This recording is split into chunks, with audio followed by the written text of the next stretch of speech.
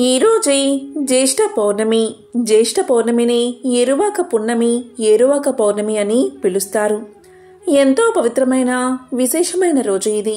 మరి ఇంతటి విశేషమైన రోజు ఈ కథను విన్నా, చదివినా, చెప్పినా, వినిపించినా జన్మల పాపాలు తొలగి కోటి జన్మల పుణ్యం వస్తుంది. కష్టాలు, బాధలు, దోషాలు తొలగిపోతాయి. మీరు పట్టిందల్లా బంగారమే అవుతుంది.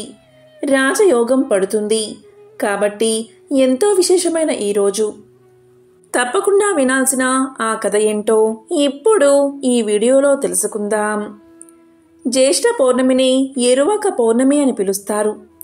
రైతులు భూమి పూజ చేసి వ్యవసాయ పనులు ఈరోజే ఆరంభిస్తారు. అందుకే దీనిని ఏరువాక పున్నమి అంటారు. పంచభూతాత్మకమైన ప్రకృతిని దైవంగా ఆరాధించడం భారతీయుల సాంప్రదాయం. భూమిని భూమాతగా మనం కొలుస్తాం. వ్యవసాయం మానవ మనుగడకు జీవనాధారం. అందుకే దీనిని యజ్ఞంలాగా పవిత్రంగా భావించి పూజిస్తాం. ఈ ఏరువాక పౌర్ణమి రోజు రైతులు ఎడ్లను కడిగి కొమ్ములకు రంగులు పూసి గజ్జెలు, గంటలతో అలంకరణ చేసి పూజిస్తారు. ఎద్దులకు భక్ష్యాలు సమర్పిస్తారు. మేళతాళాలతో ఊరేగిస్తారు. ఇంకా చెప్పాలంటే నాగలి సారించి పనులు ప్రారంభించడానికి మంచి నక్షత్రం జ్యేష్ఠమని జ్యోతిష్య శాస్త్రం చెప్తుంది. ఈ నక్షత్రంతో చంద్రుడు పూర్తిగా ఉండే రోజే జ్యేష్ఠ పౌర్ణమి. ఔషధాలకు అధిపతి అయిన చంద్రుడు జ్యేష్ఠ నక్షత్రానికి చెరువులో ఉన్న తరుణంలో ఏరువాక పూర్ణిమ శుభ ఫలితాలను కలిగిస్తుంది. ఈ జ్యేష్ఠ పౌర్ణమి నాడు సత్యనారాయణ స్వామిని ఆరాధించడం ఎంతో ఉత్తమం. ఈ రోజున చేసే వస్త్రదానం విశేష ఫలితాలు కలిగిస్తుంది. జ్యేష్ఠ పూర్ణిమను జగన్నాథ పూర్ణిమ, స్నాన పూర్ణిమ, దేవసాన పూర్ణిమ అని పిలుస్తారు. ఇలా అనడానికి వెనుక ఒక విశేషముంది.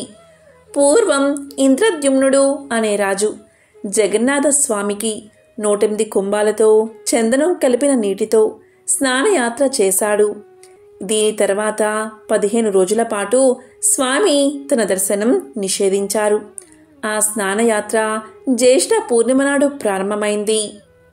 స్కాంద పురాణంలోని ఒక కథ ప్రకారం శ్రీకృష్ణుడు జగన్నాథుడిగా అవతరించింది ఈ జ్యేష్ఠ పూర్ణిమ నాడే.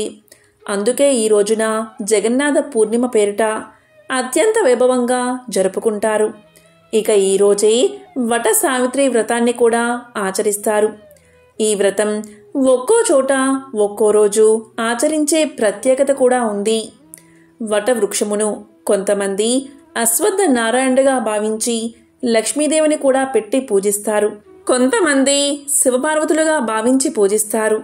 సావిత్రి అల్పాయుష్కుడైన తన భర్త సత్యవంతుణ్ణి కాపాడుకోవడం కోసం నారదుని ద్వారా ఉపదేశాన్ని పొంది ఈ వట సావిత్రి వ్రతాన్ని ఆచరించి సత్ఫలితాలు పొందింది.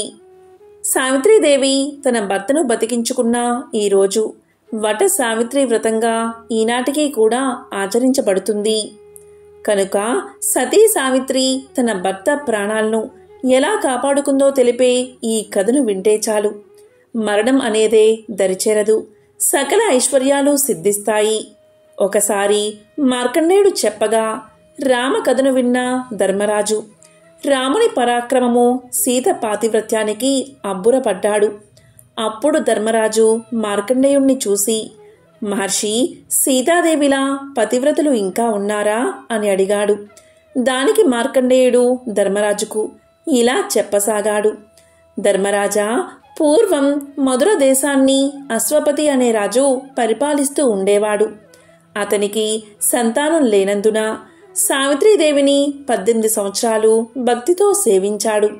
దాంతో సావిత్రీదేవి ప్రత్యక్షమై అశ్వపతిని ఏం వరం కావాలో కోరుకోమంది. దానికి అశ్వపతి, అమ్మా, నాకు ఒక పుత్రుణ్ణి ప్రసాదించు తల్లి అని కోరుకున్నాడు. కానీ సావిత్రీదేవి, రాజా, నీకు ఒక కన్య జన్మిస్తుంది అని వరాన్ని ఇచ్చింది. అప్పుడు అశ్వపతి సావిత్రీదేవితో, అమ్మా, నిన్ను భక్తితో సేవించాను. నా కోరిక మన్నించి నీవు వచ్చావు. నా కోరిక తీరాలి కదా అని అడగగా దానికి సావిత్రీదేవి, రాజా, నీ కోరిక గురించి బ్రహ్మదేవుడితో చర్చించాను. ఆయన నీకు కూతురు కలుగుతుంది అని నిర్దేశించాడు. బ్రహ్మ యొక్క ఆజ్ఞను నేను తిరస్కరించలేను. కానీ నీకు కలిగిన పుత్రిక కారణంగా నీకు 100 మంది కుమారులు కలుగుతారు అని ఆశీర్వదించి అంతర్ధానమయ్యింది అమ్మ. ఇలా గడిచిన కొన్ని రోజులకు అశ్వపతికి ఒక కుమార్తె జన్మించింది. ఆమెకు సావిత్రి అని నామకరణం చేశాడు. వర ప్రభావంతో కలిగిన బిడ్డకు సావిత్రి అనే పేరు పెట్టి అతి గారాభంగా పెంచసాగాడు అశ్వపతి. యుక్త వయస్కురాలైన సావిత్రి సాల్వరాజ వంశజుడైన సత్యవంతుని గుణగణాదులు విని అతన్ని తన భర్తగా చేసుకోవాలని నిశ్చయించుకుంటుంది. సత్యవంతుని అసలు పేరు జితాసుడు. కానీ ఎల్లప్పుడూ సత్యాన్నే పలకడం వల్ల సత్యవంతుడు అనే పేరుతో ప్రఖ్యాతిని పొందాడు. అతని తండ్రి ద్యుమత్సేనుడు రాజ్యాన్ని కంటి చూపును పోగొట్టుకుని భార్యా సమేతుడై అరణ్యంలో ఆశ్రమ జీవితం కొనసాగిస్తూ ఒక్కగానొక్క కుమారుడైన సత్యవంతుడిపైనే ఆశలు పెట్టుకుని జీవిస్తున్నాడు. ఒకానొకసారి నారదుడు మద్ర దేశానికి విచ్చేశాడు. అప్పుడు నారదుని ద్వారా వివరాలు విన్న సావిత్రి సత్యవంతునితో వివాహం జరిపించమని వేడుకుంటుంది. అప్పుడు నారదుడు సత్యవంతుని ఆయుప్రమాణం మరొక్క 1 సంవత్సరం కాలమేనని, అటువంటి అల్పాయుష్కుణ్ణి వరించవద్దని చెబుతాడు. కానీ దృఢ నిశ్చయంతో సావిత్రి విధిని తన మనోబలంతో ఎదుర్కోగలనని చెప్పి మార్గాంతరం చూపమని నారదుణ్ణి ప్రార్థిస్తుంది. అప్పుడు నారదుడు సావిత్రికి బాలా త్రిపుర సుందరి త్రిరాత్ర వ్రతాన్ని బోధిస్తాడు. తరువాత నారదుడు సావిత్రి తండ్రిని సంప్రదించి సావిత్రి సత్యవంతుల వివాహం జరిపించి వెళ్ళిపోతాడు. మద్రదేశపు రాకుమారిగా అతి గారాభంగా పెరిగిన సావిత్రి అతి సామాన్య ఇల్లాలుగా నిరాడంబరంగా ప్రశాంతమైన ఆశ్రమవాసంలో జీవితాన్ని గడపడం ప్రారంభించింది. అత్తామామలను జాగ్రత్తగా చూసుకుంటూ భర్తతో అనురాగంలో మునిగి తేలుతున్నా మనసులో నారదుని మాటలు మన్నం చేసుకుంటూనే ఉంది. మహర్షి చెప్పిన కాలానికి 4 రోజుల ముందుగా సావిత్రి బాలా త్రిపుర సుందరి త్రిరాత్ర వ్రతాన్ని ప్రారంభించింది. కఠోర దీక్షతో ఆ వ్రతాన్ని నియమబద్ధంగా పూర్తి చేసింది. 4వ నాడు ఉదయాన్నే శుచిగా అడవిలో లభించే అలసందలు, బెల్లం కలిపిన అట్లు తయారు చేసి వెన్న ముద్దతో పాటు అమ్మవారికి నివేదన చేసింది. తరువాత అడవిలో ముత్తైదువులు ఎవరూ దొరక్కపోవడంతో మర్రి చెట్టునే ముత్తైదువుగా భావించి చెట్టుకే చీర రవికలో పెట్టి 108 సార్లు నూలు దారంతో చెట్టు చుట్టూ చుట్లు వేస్తుంది. తరువాత భర్తకు భోజనం పెట్టి తాను కూడా భోంచేసి వ్రత సమాప్తి చేసింది. నారదుడు చెప్పిన గడువు రోజున యథాప్రకారం భర్త గొడ్డలితో అడవిలోకి బయలుదేరగానే తాను కూడా భర్తతో పాటు నడవసాగింది. భర్త వెంటే నడుస్తూ ఉన్న సావిత్రి అతను చూపుతున్న వింతలు చూస్తూ చెబుతున్న విశేషాలు వింటున్నా ఆమె సర్వేంద్రియాలు భర్తపైనే కేంద్రీకరించి ఉంచింది. కాసేపయ్యాక ఆ దుర్గడియ రానే వచ్చింది. నడిచి నడిచి అలసిన భర్తను తన వడిలో పడుకోబెట్టుకుంది సావిత్రి. మరుక్షణమే నిద్రలోకి జారిపోయాడు సత్యవంతుడు. ఇంతలో మైషువు గంటలు గనగనమని మోగగా పాసహస్తుడై భీకరాకారంతో వచ్చిన కాలయముడు సత్యవంతునిలోని జీవుణ్ణి చెరపట్టుకుని లాగాడు. త్రిరాత్ర వ్రతం చేసిన ఫలం వల్ల ఎవరికీ కనిపించని ఆ భీకర దృశ్యం సైతం సావిత్రికి కనిపించసాగాయి. సావిత్రి తన భర్త జీవాన్ని తీసుకువెళ్తున్న యముణ్ణి అడ్డుకుంది. తన్ని చూసి కూడా చలించని ఆమెతో యముడు ఇలా అన్నాడు: అమ్మా సావిత్రి, నేటితో నీకు నీ భర్తకు మధ్య రుణం తీరింది. నీ భర్తకు జరిపించవలసిన సంస్కారాలు జరిపి నీ దోవన నీవు వెళ్ళు అని మరలిపోయాడు. విగత జీవుడైన తన భర్త శవాన్ని చెట్టుచాటున దాచి సావిత్రి యముణ్ణి అనుసరించింది. ఎవరో అనుసరిస్తున్నారని తిరిగి చూసిన యముడు ఇలా పలికాడు: నీ ధైర్యానికి మెచ్చి నీ భర్త ప్రాణం తప్ప ఏదైనా వరమిస్తాను కోరుకు అన్నాడు. ఆ ఇల్లాలు అత్తవారింటి క్షేమం కోరి తన అత్తామామలకు చూపుతో పాటు పోగొట్టుకున్న రాజ్యాన్ని ప్రసాదించమని కోరుకుంది. అప్పుడు యముడు సరే అని ఆ వరాన్ని ప్రసాదించాడు. అయినా సావిత్రి యముణ్ణి అనుసరించడం మానలేదు. అప్పుడు యముడు మళ్ళీ ఇలా పలికాడు, అమ్మా సావిత్రి, మొండితనం మాని మరలిపో.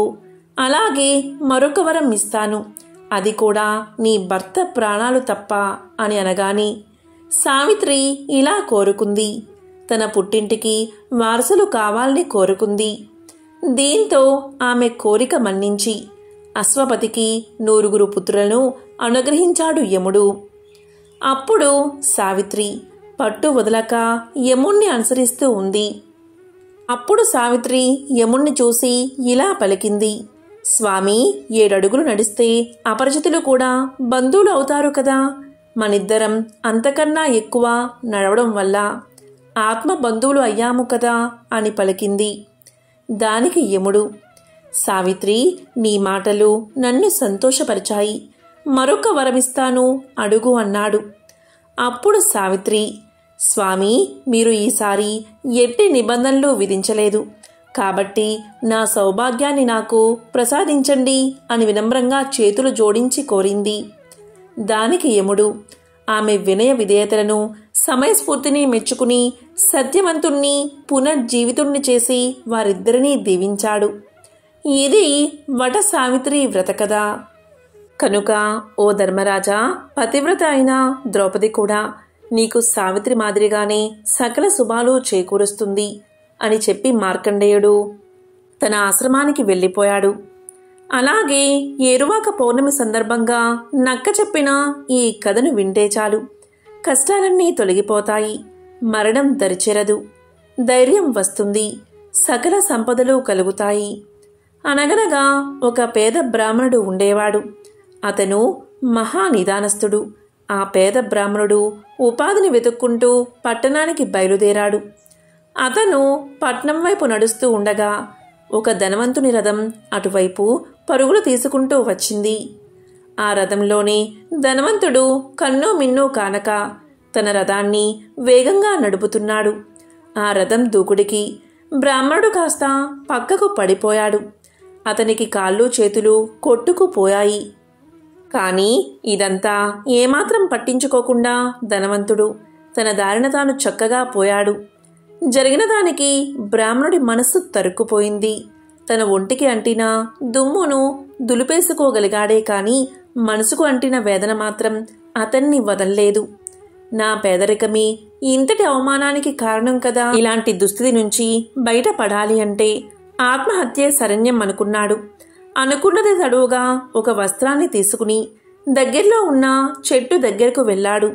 ఆ చెట్టుకు ఊరేసుకోవాలి అని అతని ఆలోచన. అతను ఆ ప్రయత్నంలో ఉండగా అక్కడికి ఒక నక్క వచ్చింది. ఆ పేదవాడు చేస్తున్న పని చూసి దాని మనస్సు తరుక్కుపోయింది. దాంతో ఆ నక్క బ్రాహ్మణుడితో ఇలా పలికింది, ఓ బ్రాహ్మణుడా, ఎంతో అదృష్టం ఉంటేగాని మనిషిగా పుట్టవు. అందులోనూ నిన్ను చూస్తే పండితుడిలాగా కనిపిస్తున్నావు. ఆత్మహత్య మహాపాపమని నీకు తెలియదా? భగవంతుడు మనిషికి 2 చేతులు ఇచ్చాడు. నీ చేతుల్ని చూస్తే నాకు ఎంత ఈర్ష్యగా ఉందో నీకు తెలుసా? ఈగలు వారితే తోలుకోలేని పరిస్థితి నాది, ముళ్ళు గుచ్చుకుంటే తీసుకోలేని పరిస్థితి నాది. అలాంటిది నీ 2 చేతులతో ఎన్నో అద్భుతాలు సాధించవచ్చు. ఒక్కసారైనా ఆలోచించావా నీ పేదరికం నుంచి తప్పించుకునేందుకు? ఆత్మహత్య చేసుకోవాలని అనుకుంటున్నావేమో. డబ్బు ఉన్నంత మాత్రాన సంతోషం ఉంటుందని అస్సలు భ్రమించకు. డబ్బున్నవాడు ఇంకా డబ్బు కావాలి అనుకుంటాడు. ఆ తరువాత రాజ్యం కావాలి అనుకుంటాడు. ఆఖరికి దేవతలతో సమానం కావాలి అనుకుంటాడు. దేవతలు కూడా తమకు ఇంద్ర పదవి లభిస్తే ఎంత బాగున్నో అనుకుంటారు. ఇలా మనసులో పెరిగే మోహపు దాహం ఎన్నటికీ తీరేదే కాదు. దానిలో సంపద అనేది ఆద్యం వేసిన కొద్దీ మరింతగా రగులుతూనే ఉంటుంది. మనసులో సంతోషం, బాధ ఉన్నప్పుడు కేవలం బాధను అనుభవిస్తేనే ఏం ఉపయోగం ఉంటుంది? కొందరు ఎన్ని కష్టాల్లో ఉన్నా ఆనందంగా నవ్వుతూ ఉంటారు. మరికొందరేమో జ్ఞానం, మంచి ఆరోగ్యం ఉన్నా కూడా తమ చుట్టూ నిరాశను చిమ్ముకుంటూ ఉంటారు. మనసును అదుపు చేసుకోలేకపోవడం వల్లే ఇలా నిత్యం బాధల్లోనే బతకాల్సి వస్తుంది. చూడు, నేను గత జన్మలో గొప్ప పండితుణ్ణి. నిరుదక్కమైన చర్చలతో వాదనతో కాలాన్ని వృధా చేస్తూ గడిపేశాను. ఇతరులను అవహేళన చేయడానికి జ్ఞానాన్ని ఉపయోగించాను. ఫలితంగా ఈ నక్క జన్మను పొందాను. నన్ను చూసైనా నువ్వు తెలివి తెచ్చుకో. ఆ భగవంతుని మీద భారాన్ని వేసి నీ జీవన పోరాటాన్ని సాగించు అంటూ తన ఉపదేశాన్ని ముగించింది నక్క. దీంతో బ్రాహ్మణుడికి జ్ఞానోదయం అయ్యింది. ఏ దేవుడో తన్ని కరుణించి నక్క రూపంలో వచ్చాడు అని అతనికి అనిపించింది. అక్కడికక్కడే తనలోని నిరాశావాదాన్ని వదిలి తన ఊరి వైపు అడుగులు వేశాడు బ్రాహ్మణుడు. కొత్త ఉత్సాహంతో, చెక్కు చెదరని పట్టుదలతో జీవితాన్ని మళ్లీ ఆరంభించాడు. పూర్వం ఒక శివభక్తుడు ఉండేవాడు. అతను నిత్యము కూడా భగవద్గీత పారాయణం చేస్తూ ఉండేవాడు. అతను నిత్యము గీతాధ్యయనం చేస్తూ భగవంతుణ్ణి ఆరాధిస్తూ ధ్యానించడంలోనే తన సమయాన్నంతా గడుపుతూ ఉండేవాడు. అతను కేవలం భగవంతుణ్ణే నమ్ముకున్నాడు. అతనిపైనే ఆధారపడ్డాడు. తన జీవితం గురించి ఏమీ ఆలోచించేవాడు కాదు. అదే కాలంలో అతని తల్లిదండ్రులు చనిపోయారు. వీరు 3 అన్నదమ్ముళ్ళు. 3కి కూడా వివాహం జరిగింది. అందులో ఇతను పెద్దవాడు. మిగతా 2 చిన్నవాళ్లు. చిన్నవాళ్ళిద్దరూ పౌరోహిత్యం చేసి ఇంటిని నెట్టుకొస్తూ ఉన్నారు. తమ్ముళ్ళిద్దరూ ఒకరోజు అన్నగారితో ఇలా అన్నారు. అన్నగారు, మీరు మన ఇంటి బాధ్యతల గురించి ఆలోచించడానికి కూడా కొంత సమయాన్ని కేటాయిస్తూ ఉంటే చాలా బాగుంటుంది కదా అని పలికారు. అది విన్న అన్నగారు తమ్ముళ్లతో ఇలా అన్నారు. అందరినీ భరించేవాడు, పోషించేవాడు అయిన భగవంతుడు అన్ని వేళలా సిద్ధంగా ఉన్నప్పుడు మన బ్రతుకు తెరువు కోసం మనం ఆలోచించడం అనేది అజ్ఞానమే అవుతుంది. తనను నమ్మిన వారి యొక్క యోగక్షేమాలు చూసుకుంటాను అని గీత యొక్క 9వ అధ్యాయంలోని 22వ శ్లోకంలో భగవంతుడే స్వయంగా వివరించాడు. కాబట్టి తమ్ముళ్ళు, భగవంతుణ్ణి నమ్మి అతనిపై మన భారాన్ని ఉంచడమే మనం చేయవలసిన ప్రథమ పని.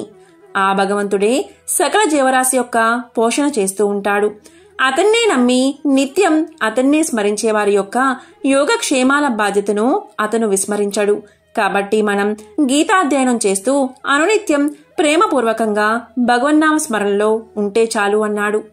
దానికి తమ్ముళ్ళు ఇలా అన్నారు. అన్నగారు, మీరు చెప్పింది సబబుగానే ఉంది. కానీ జీవించడం కోసమైనా ప్రయత్నం చెయ్యాలి కదా. ఏ ప్రయత్నమూ చేయని వారికి భగవంతుడు స్వయంగా ఇంటికి వచ్చి అన్నీ ఇవ్వడు కదా అన్నారు తమ్ముళ్ళు. అది విన్న అన్నగారు తమ్ముళ్లతో ఇలా అన్నారు. దృఢ నిశ్చయంతో శ్రద్ధా విశ్వాసాలు ఉంటే భగవంతుడే స్వయంగా ఇంటికి వచ్చి అన్నీ ఇవ్వగలరు అన్నాడు. ఇక ఆ మాటలకు విసిగిపోయిన తమ్ముళ్ళు కొంచెం కోపంతో, అన్నగారు, కబుర్లు చెప్పడంలో ఖర్చు ఏమీ అవ్వదు. మేము సంపాదించి తెచ్చి పెడుతూ ఉంటే ఇల్లు గడుస్తుంది.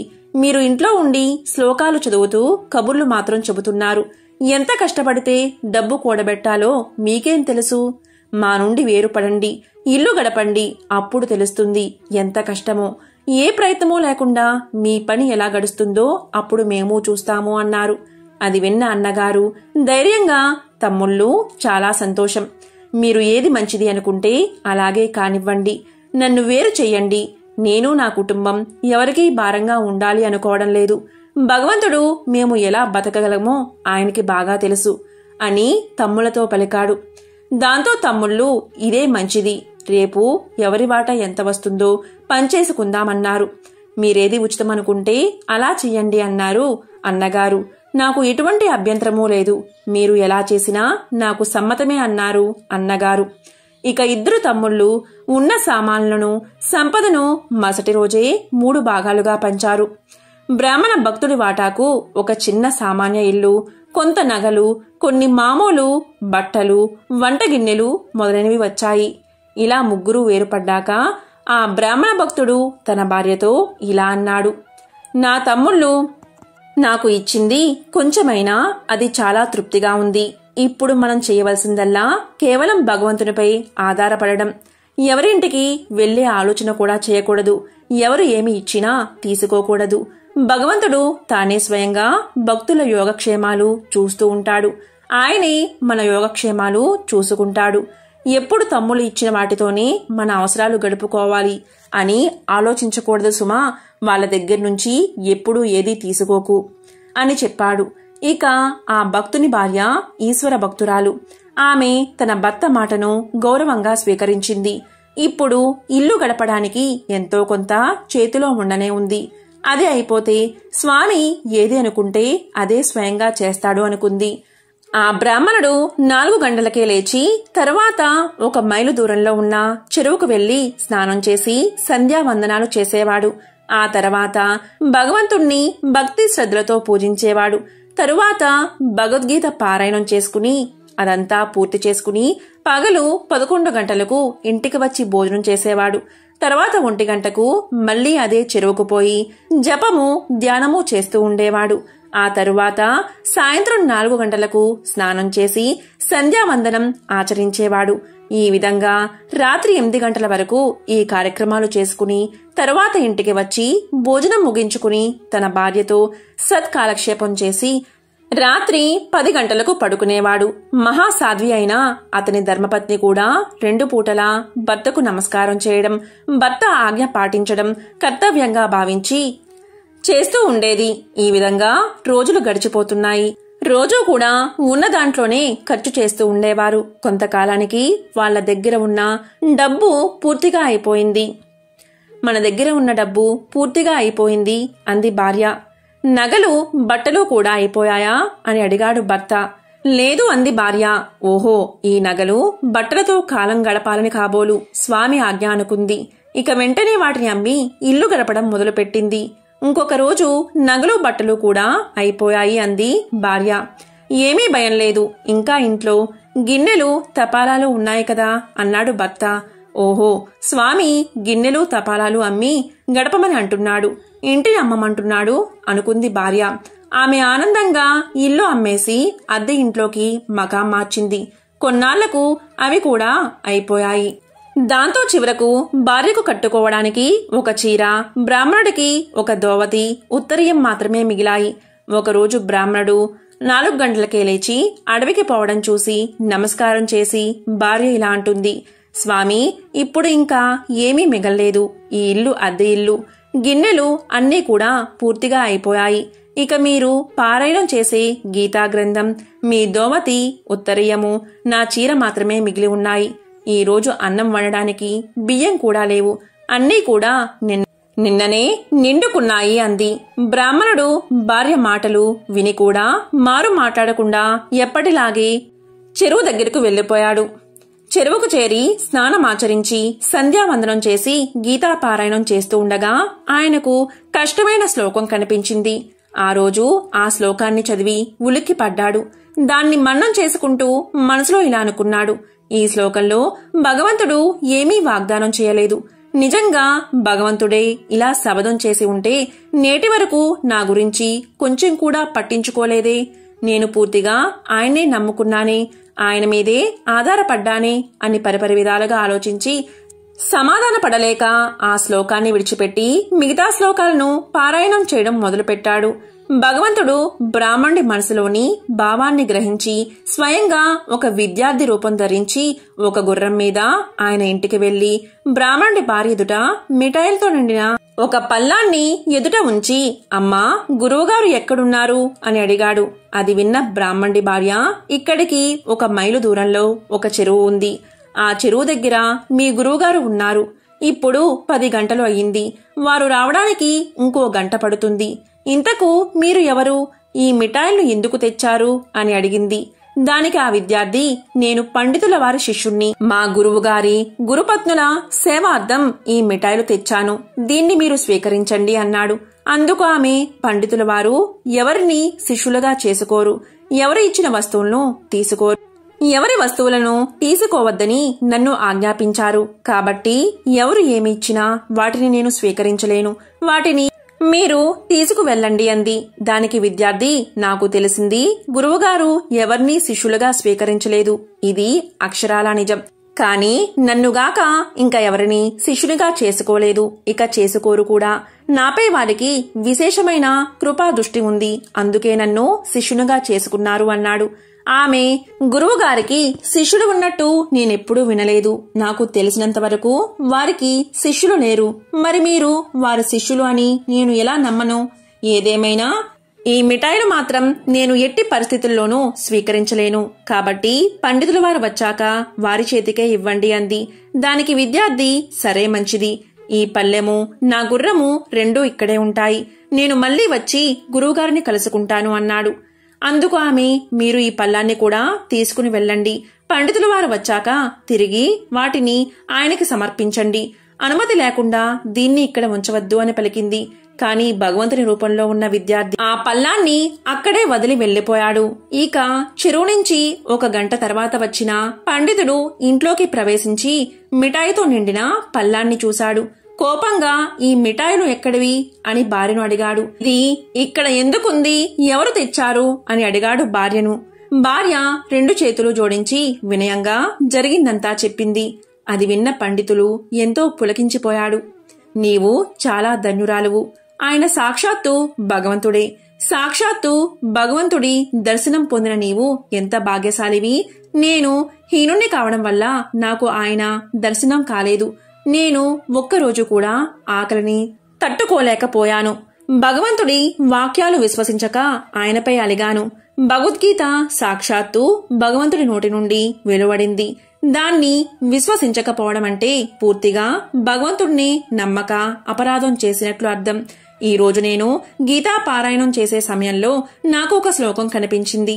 ఆ శ్లోకం చదివి నేను భగవంతుని వాక్యలపై అనుమానం కలిగాను, అపనమ్మకం కలిగింది. ఇవి నిజంగా భగవంతుడు పలికిన వాక్యాలే అయితే నిశ్చయంగా నా యోగక్షేమాలు ఆ భగవంతుడే భరించేవాడు. అలా జరగలేదు అంటే ఇవి భగవత్ వాక్యాలు ఏమాత్రం కావు. వీటిని ఎవరో భగవంతుని వాక్యాలుగా చేర్చి ఉంటారు అనే అనుమానం, అపనమ్మకం కలిగి ఆ శ్లోకాన్ని చదవకూడదని నిర్ణయించుకుని మిగతా శ్లోకాలను అనుసంధానం చేశాను. నేను నీచాతి నీచుణ్ణి, మహాపాపిని, విశ్వాసహీనుణ్ణి. మనసులో కాస్తంత నమ్మకం ఉన్నా ఇలాంటి నీచ కార్యానికి వడిగట్టేవాణ్ణి కాదు. నీవు మహాభక్తురాలివి కాబట్టి నీకు స్వామి దర్శనం ఇచ్చాడు. ఇక స్వామి దర్శనం ఇచ్చే వరకు నాకు మనశ్శాంతి లేదు అని విచారిస్తూ బయటకు చూశాడు. బయటకు చూడగానే ఆశ్చర్యంగా బయట ఉన్న గుర్రం మీద ఒక పెద్ద మూట ఉండడం గమనించి వెంటనే దాన్ని ఇంట్లోకి తెచ్చి విప్పి చూశాడు. అందులో ఎంతో విలువైన రత్నాలు, వజ్ర వైడూర్యాలు ఉన్నాయి. బ్రాహ్మణుడు వాటిని చూసి తాను చేసిన పనికి పశ్చాత్తాపపడ్డాడు. అదంతా చూసి, స్వామి, నాకు ఈ రత్నరాశులు ఇచ్చి ఎందుకు నన్ను మరిపిస్తావు అంటూ బ్రాహ్మణుడు ఆనందంతో ముగ్ధుడు అయిపోయాడు. ఇక చాలాసేపు అవడం చూసి భార్య భగవత్ ప్రసాదాన్ని తీసుకుందాం రండి స్వామి అని పలికింది. తాను వస్తానని స్వామి చెప్పి వెళ్లారు కదా, వారు వచ్చిన తర్వాత ప్రసాదాన్ని తీసుకుంటా అన్నాడు బ్రాహ్మణుడు. సాయంకాలమైనా స్వామి రాలేదు. ఇకనైనా ప్రసాదం తీసుకోండి రండి అని పిలిచింది భర్తని. అయినా వినలేదు.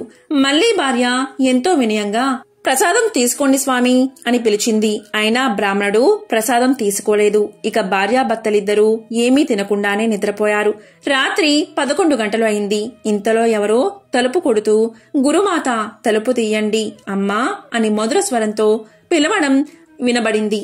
బ్రాహ్మణ దంపతులకు ఇంకా నిద్ర పట్టలేదు. గురుమాత అన్న మధురమైన కంఠస్వరం విన్న బ్రాహ్మణుడి భార్య ఉలిక్కి పడింది. ఆనందంతో ఉక్కిరి బిక్కిరై, స్వామి చూడండి, మీ భగవంతుడు వచ్చేశాడు అని పలికింది. బ్రాహ్మణుడు వెంటనే పరుగు పరుగున వెళ్లి తలుపు తీశాడు. భగవంతుని చరణాల మీద వాలిపోయాడు. భగవంతుడు అతన్ని తన హృదయానికి హత్తుకున్నాడు.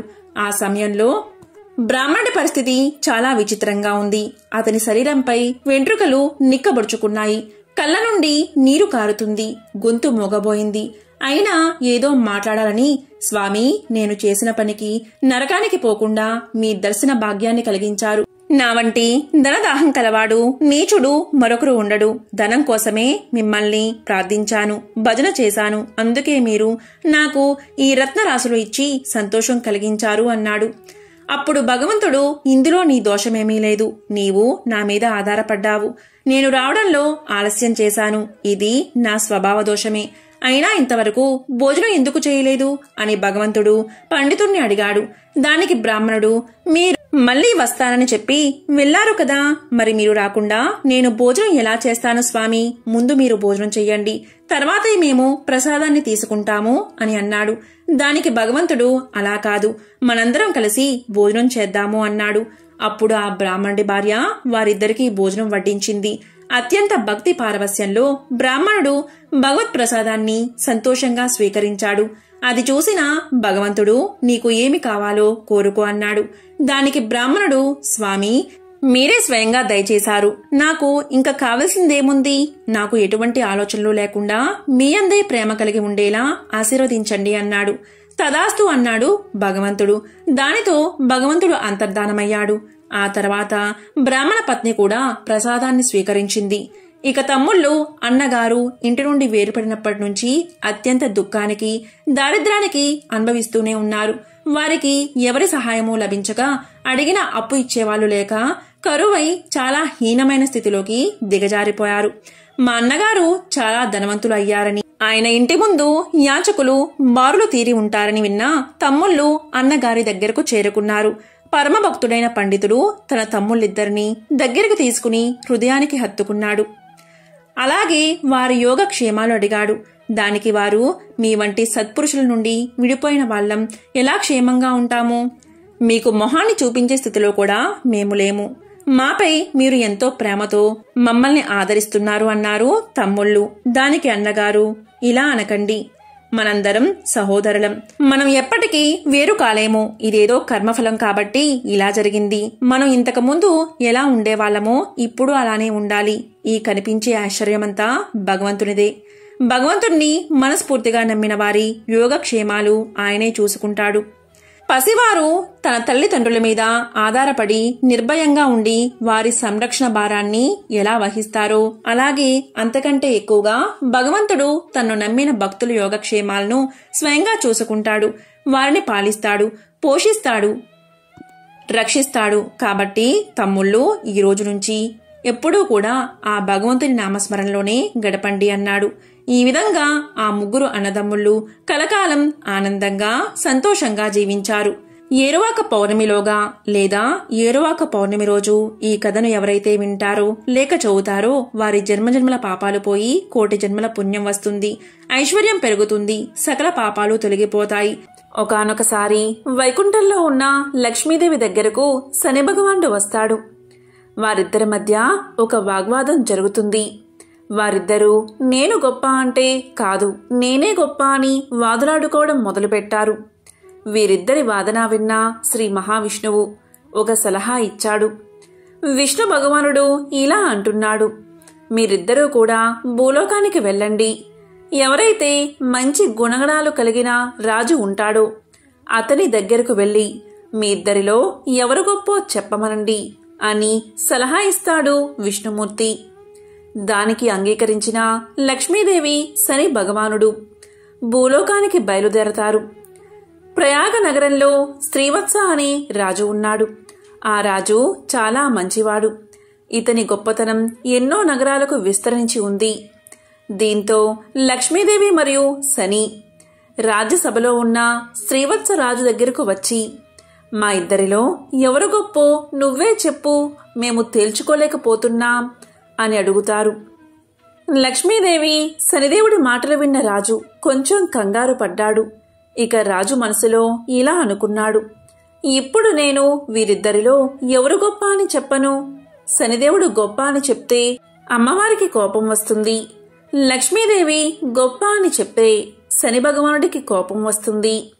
లక్ష్మీదేవికి కోపం వస్తే నా రాజ్యంలోని సంపదలన్నీ తొలగిపోతాయి. అదే శనిదేవుడికి కోపం వస్తే నా రాజ్యాన్ని అష్ట కష్టాల పాలు చేస్తాడు.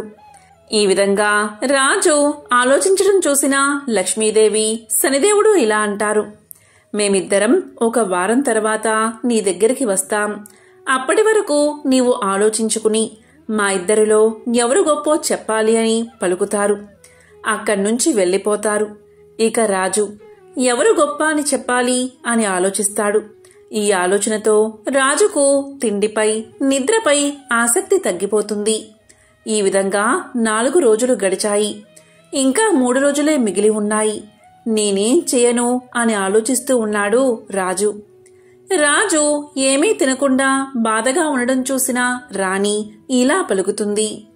మహారాజా, మీకేం జరిగింది? మీరు కొద్ది రోజుల నుంచి చాలా ఆందోళనగా ఉంటున్నారు. ఏమైనా సమస్య వచ్చిందా? లేదా మన నగరానికి ఏదైనా సమస్య రాబోతుందా అని అడిగింది. రాణి అడిగిన ప్రశ్నలకు రాజు ఇలా పలుకుతాడు. నేను ఒక సమస్యలో ఇరుక్కున్నాను. 4 రోజుల క్రితం నేను రాజసభలో ఉండగా లక్ష్మీదేవి, శనిదేవుడు విచ్చేశారు. వారిద్దరూ వారిలో ఎవరు గొప్ప అనే విషయాన్ని నన్ను తేల్చి చెప్పమన్నారు అని పలుకుతాడు. ఆ మాటలు విన్నా రాణి ఇలా పలుకుతుంది. అయితే మీరు వారిద్దరిలో ఎవరు గొప్ప అని చెప్పారు అని అడగ్గా రాజు ఇలా సమాధానం చెప్పాడు. నేను ఎవరూ గొప్ప అని చెప్పలేదు. దానికోసం నాకు వారిద్దరూ 1 వారం రోజులు గడువుని ఇచ్చారు. ఇప్పటికే 4 రోజులు గడిచిపోయాయి. కానీ నాకు సమాధానం మాత్రం దొరకలేదు. నేను ఎవరు గొప్ప అని చెప్పను. ఒకరు గొప్ప అని చెప్తే మరొకరికి కోపం వస్తుంది. నేనేం చెయ్యను అని రాజు రాణితో పలుకుతాడు. దానికి మహారాణి ఇలా అంటుంది. రాజా, నేను మీకు ఒక సలహా ఇస్తాను. మీరు మీ సింహాసనం కుడిపక్కన బంగారు సింహాసనం ఒకటి, అలాగే ఎడమ పక్కన వెండి సింహాసనం ఒకటి వేయించండి. ఎప్పుడైతే లక్ష్మీదేవి, శని భగవానుడు మీ దగ్గరకు వస్తారో వారిని ఆ సింహాసనాల మీద కూర్చోమని చెప్పండి. వారు ఎంచుకున్న కుర్చీలు వారి స్థాయిని, గొప్పతనాన్ని చెప్తాయి అని సలహా ఇచ్చింది రాణి. ఈ సలహా విన్న రాజు ఆనందంతో ఉప్పొంగిపోయాడు. మరుసటి రోజు కొంతమందిని పిలిచి బంగారు సింహాసనం ఒకటి, వెండి సింహాసనం ఒకటి చేయించాడు. ఇలా వారం రోజులు గడిచిపోయాయి. ఇలా వారం గడవగాని లక్ష్మీదేవి, శని భగవానుడు రాజు దగ్గరకు వచ్చారు. రాజువారిని కూర్చోమని చెప్పగా లక్ష్మీదేవి బంగారు సింహాసనంపై, శని భగవానుడు వెండి సింహాసనంపై కూర్చున్నారు. ఇక లక్ష్మీదేవి, శని భగవానుడు రాజును మా ఇద్దరిలో ఎవరు గొప్ప చెప్పమన్నారు. దానికి రాజు ఇలా పలుకుతాడు. మీ ఇద్దరిలో ఎవరు గొప్పవారో మీరే స్వయంగా నిర్ణయం తీసుకున్నారు అని పలుకుతాడు. ఈ మాటలకు శని ఆశ్చర్యపోతాడు. నేను వెండి సింహాసనంపై కూర్చున్నాను. లక్ష్మీదేవి బంగారు సింహాసనంపై కూర్చుంది. ఎందుకంటే బంగారం విలువైనది. వెండి కన్నా కూడా అంటే లక్ష్మీదేవే గొప్పది అని ఆలోచించి వెంటనే తాను కూర్చున్న సింహాసనంపై నుంచి లేచి రాజువైపు కోపంగా చూసి బయటకు వెళ్లిపోయాడు శని. శని భగవానుడు వెళ్లడం చూసిన రాజుకు భయం వేసింది. వెంటనే లక్ష్మీదేవి ఇలా పలికింది. రాజా, నువ్వేమీ భయపడకు, నీకు తోడుగా నేనుంటాను అని పలికింది. ఇక శనిదేవుడికి కోపం రావడం వల్ల శ్రీవత్స రాజ్యానికి విపరీతమైన కరువు వచ్చింది. రాజ్యంలో పంటలు పండలేదు, వానలు కురవలేదు. దానితో రాజ్యంలోని ప్రజలంతా పక్క రాజ్యాలకు వెళ్లడం మొదలుపెట్టారు. చాలా వరకు రాజ్యంలో ప్రజలంతా రాజ్యాన్ని విడిచి వెళ్లిపోయారు. ఈ విధంగా సంవత్సరం గడిచింది. రాజ్యంలో పరిస్థితులు ఏమీ చక్కబడలేదు. దీంతో మహారాజు, మహారాణి కూడా రాజ్యం వదిలి వెళ్లాలని నిర్ణయించుకున్నారు. అప్పుడు మహారాజు రాణితో ఇలా పలికాడు. మహారాణి, మీ దగ్గర ఉన్న నాణాలను మూటకట్టండి, మనం రాజ్యాన్ని వదిలి వెళ్లిపోదాం అని పలకగా రాణి ఆ మాటలకు ఎంతో బాధపడి కొన్ని వస్త్రాలు, కొన్ని నాణాలు మూటకట్టుకుని రాజ్యం నుంచి వేరొక రాజ్యానికి వెళ్లడానికి సిద్ధపడ్డారు. రాజును చూసిన శని కోపంతో విపరీతమైన వాన కురిపించాడు. 4 వైపులా మేఘాలు కమ్ముకున్నాయి. చీకటి కమ్మేసింది. దారి కనిపించలేదు. అప్పుడు లక్ష్మీదేవి ఒక చిన్ని పాప రూపంలో అక్కడికి వచ్చి వారిని ఒక నది ఒడ్డుకు చేర్చింది. పాప రూపంలో వచ్చిన లక్ష్మీదేవి మాయమైపోయింది. ఇక మహారాజు, మహారాణి వారి ముందున్న నదిని చూసి మనం ఇప్పుడు ఈ నదిని ఎలా దాటాలి అని అనుకున్నారు. చుట్టూ చూడగా ఒక వ్యక్తి పడవపై రాజుగారి వైపే వస్తున్నాడు. ఆ వ్యక్తి ఎవరో కాదు, సాక్షాత్తు శనిదేవుడే. శనిదేవుడు ఒక వ్యక్తి రూపంలో రాజు వద్దకు వచ్చి, ప్రభు, ఏదైనా సహాయం కావాలా అని అడిగాడు. దానికి మహారాజు మమ్మల్ని నది ఒడ్డు దాటించు అన్నాడు. అప్పుడు ఆ వ్యక్తి ఇలా పలికాడు, మహారాజా, నా పడవలో 2 మాత్రమే సరిపోతారు. ఒకరు నేను, మరొకరు నాతో ప్రయాణించే వ్యక్తి. కానీ మీరు 2 ఉన్నారు.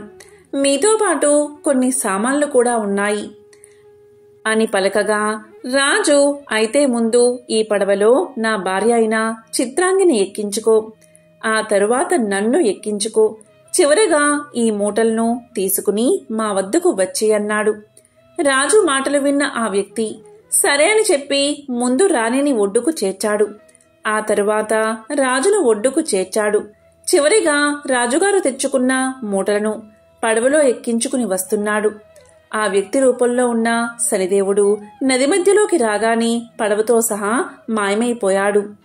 రాజు వద్ద ఉన్న డబ్బంతా శనిదేవుడు తీసుకుని మాయమైపోయాడు.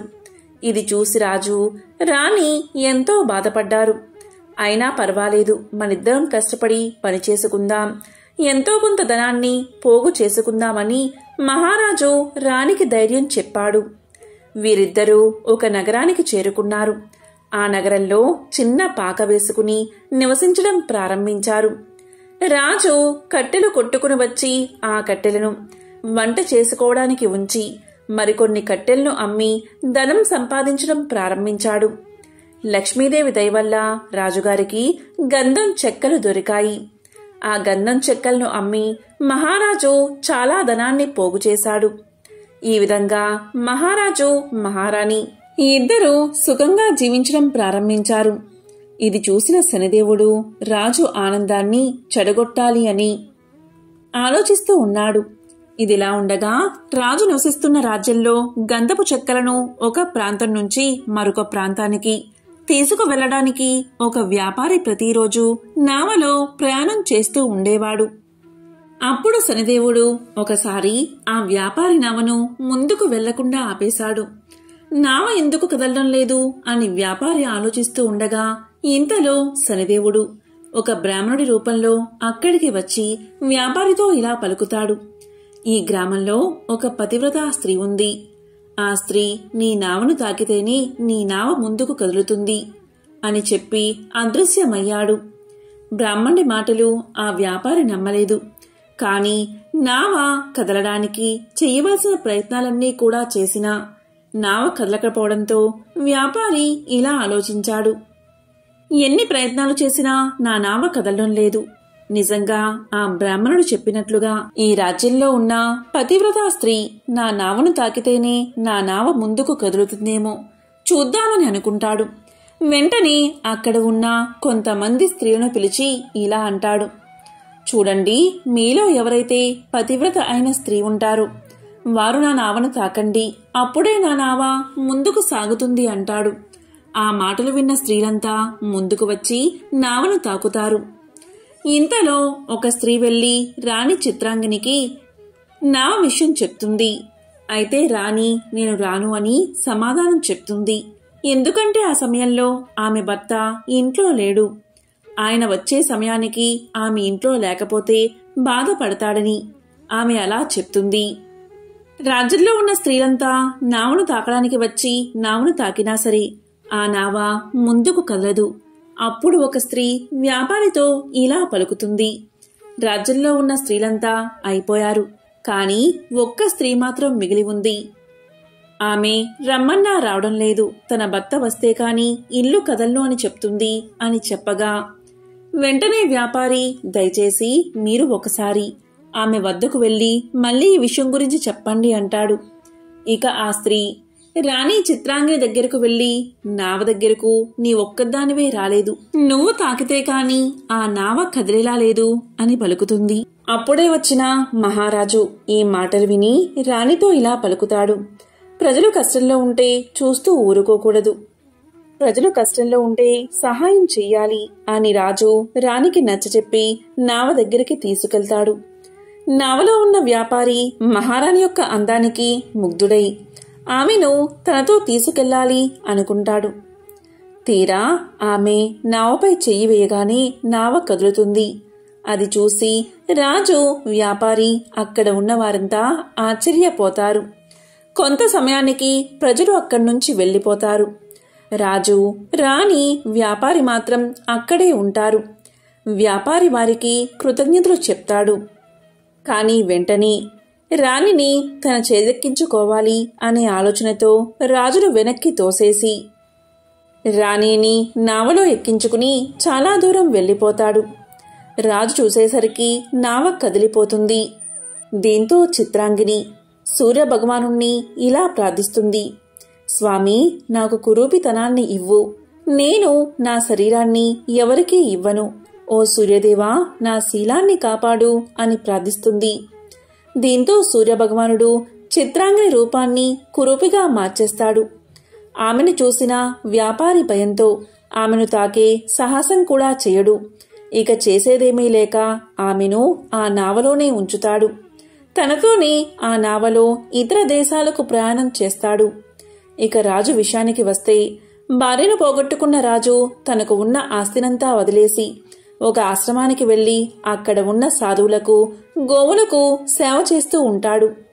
గోవులకు ఆహారం పెడుతూ ఉంటాడు. అయితే లక్ష్మీదేవి కృప వల్ల ఆవులు వేసే పేడ కాస్త బంగారు పేడలుగా మారిపోతాయి. ఆ రాజు బంగారు పేడ ముద్దలతో చాలా ధనవంతుడిగా మారిపోతాడు. ఆ బంగారు ముద్దలను బాగా పోగు చేస్తాడు.